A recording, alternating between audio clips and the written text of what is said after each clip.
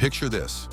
An engine built to power tanks in World War II ends up dominating American drag strips decades later. We're talking about 18 liters of pure mechanical madness, the Ford GAAV8. This beast was never meant for street cars, but somehow hot rodders made it work, creating some of the most insane builds you've ever seen. Today, we're diving into the incredible story of how a tank engine became a drag racing legend. When America entered World War II, our tank situation was, frankly, embarrassing. While German panzers rolled across Europe with devastating efficiency, American Sherman tanks were underpowered, using aircraft radial engines that were complex, thirsty, and frankly not up to the task of modern armored warfare. The military needed something better, something American, something that could power our steel cavalry across the battlefields of Europe and the Pacific. Enter Ford Motor Company, already the industrial giant that had revolutionized manufacturing. Henry Ford's engineers were tasked with creating an engine specifically for tanks, not adapted from aircraft, not borrowed from trucks, but purpose-built for armored combat. The result was the GAAV8, and it was absolutely massive. At 18 liters of displacement, this wasn't just big, it was colossal. To put that in perspective, a modern Dodge Hellcat has 6.2 liters. The GAA had nearly 3 times that displacement, but size wasn't the only consideration. This engine had to run reliably in scorching deserts, freezing winters, and everything in between. It needed to power a 30-ton Sherman tank through mud, sand, and debris while being shot at by the enemy. Ford's solution was brilliantly simple. Build it like a truck engine, but scale everything up to tank proportions.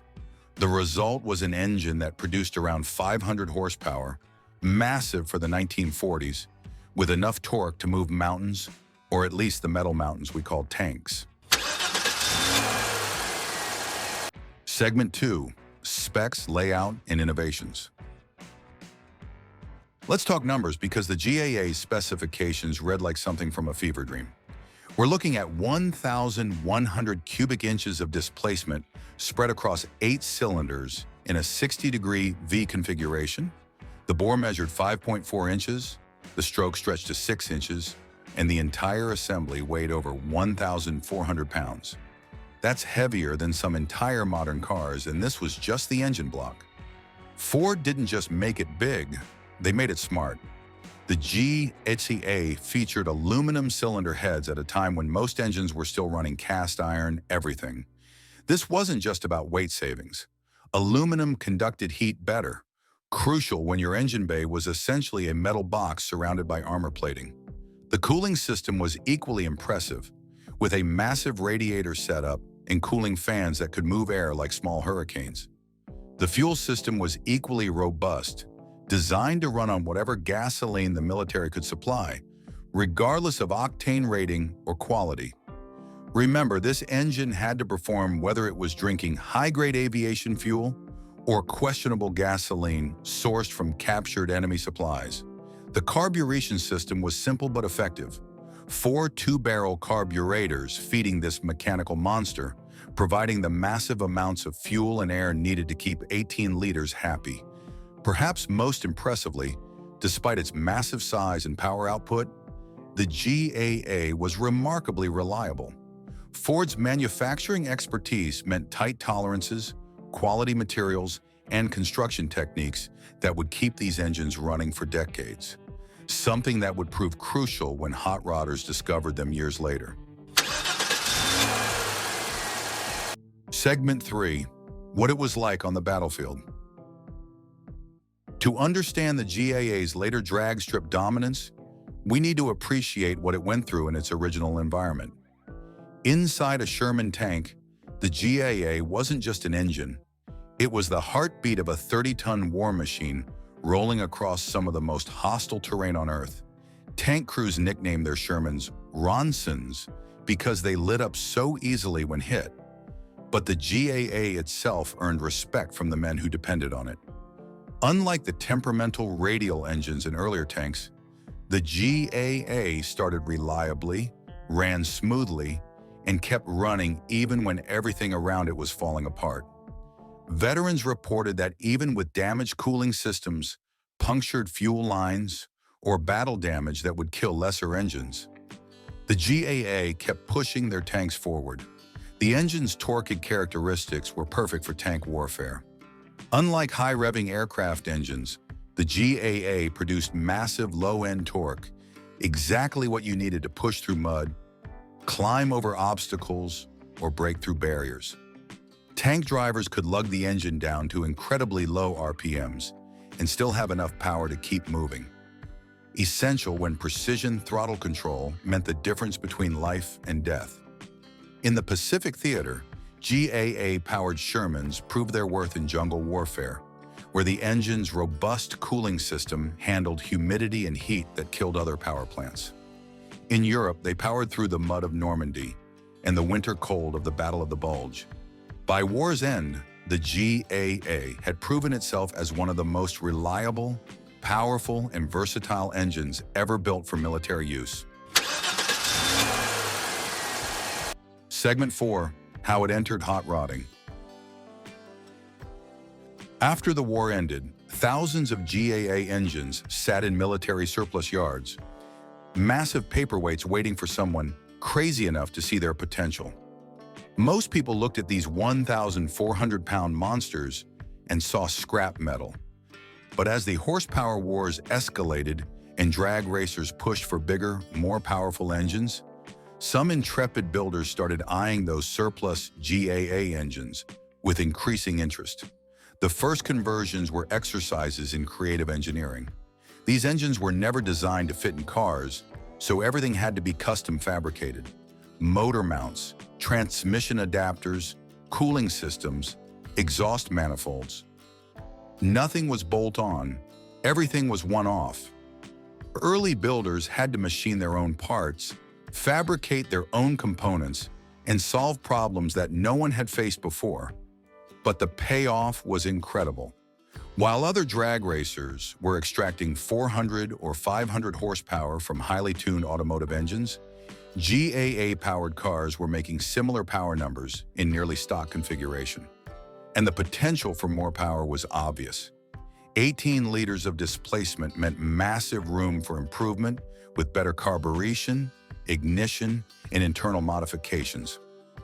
Word spread through the tight-knit drag racing community about these tank engine conversions, and soon a small but dedicated group of builders was experimenting with GAA power, creating some of the most outrageous and impressive machines ever to grace a drag strip. Segment 5. Who's brave enough to use an 18-liter V8? The GAA conversion community has always been small, exclusive, and absolutely dedicated to mechanical madness. We're talking about builders who look at a 1,400-pound engine and think, yeah, I can make this work in a street rod. These aren't your typical weekend mechanics. These are fabrication wizards with unlimited ambition and questionable sanity. One of the most famous GAA builds belongs to a builder who squeezed one into a 1923 Ford T-Bucket. The contrast is surreal. A delicate, spindly Model T chassis carrying an engine that weighs more than the original car. The build required extensive chassis modifications, a complete suspension redesign, and cooling systems that look like they belong on a battleship. But the result?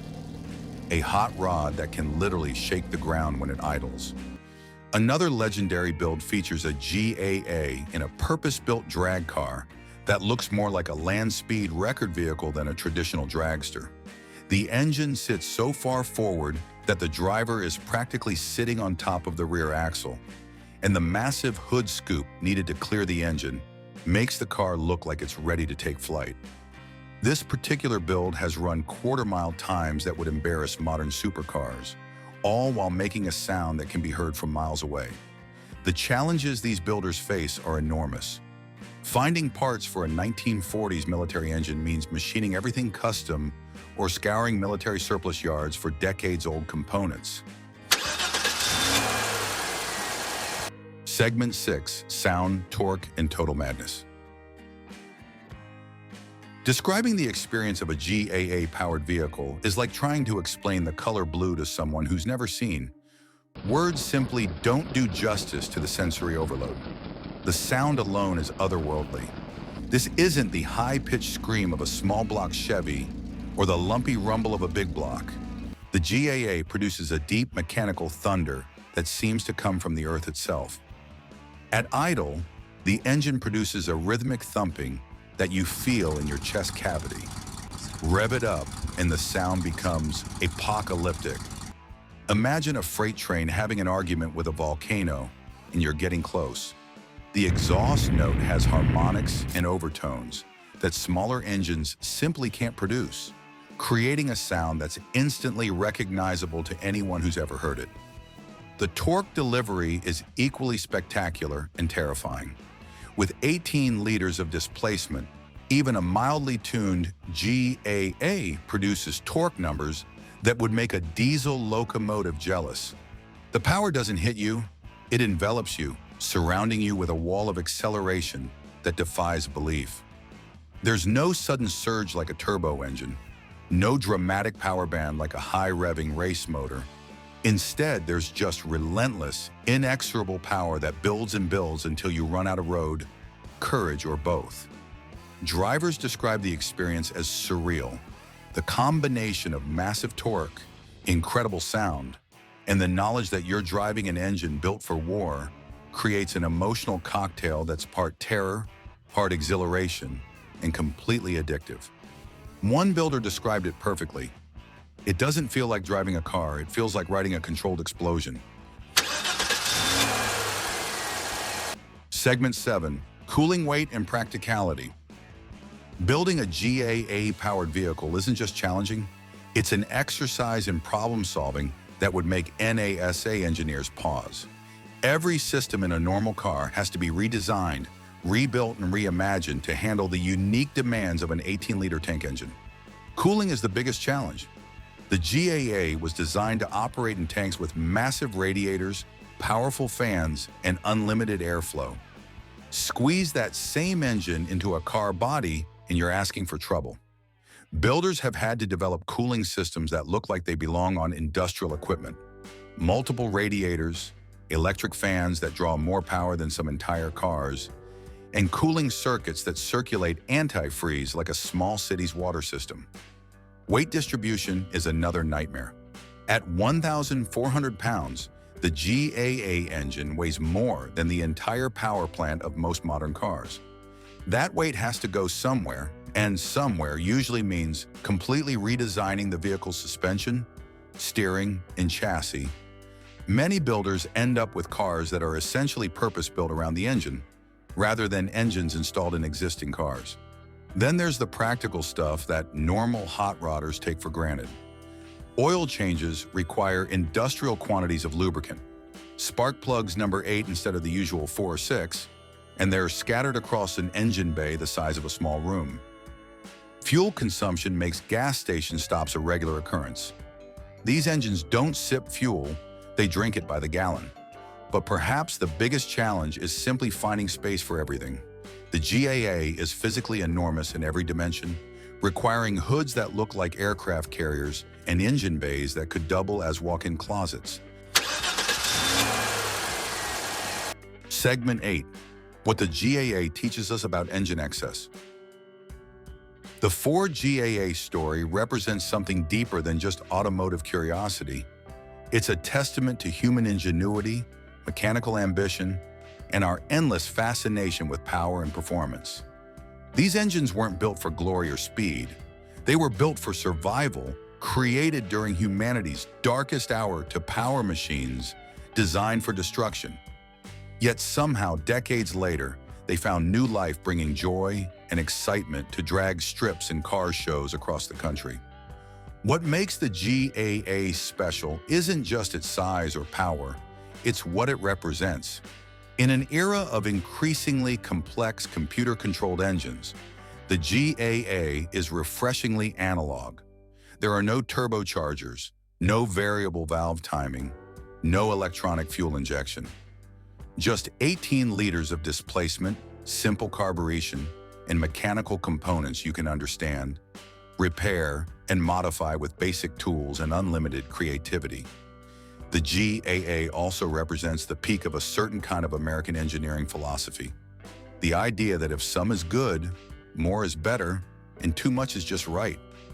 Modern engines achieve remarkable power through technology, efficiency, and precision. The GAA achieve power through sheer displacement and robust construction, the automotive equivalent of solving problems with a bigger hammer. Perhaps most importantly, the GAA conversion community represents the spirit of hot rodding at its purest. These builders aren't following templates or buying bolt-on kits. They're solving problems, creating solutions, and building machines that exist nowhere else on Earth. Every GAA-powered vehicle is unique, a one-off expression of its builder's vision, skill, and willingness to attempt the impossible. The Ford GAA V8 proves that the coolest automotive stories happen when someone looks at the impossible and decides to try it anyway. These tank engines weren't supposed to work in cars. They were too big, too heavy, and way too crazy. But hot rodders made it happen, creating some of the most incredible machines ever built. If you enjoyed learning about this mechanical monster, make sure to like this video, subscribe for more incredible engine stories, and drop a comment below. What's the craziest engine swap you've ever seen? Thanks for watching, and we'll see you in the next one.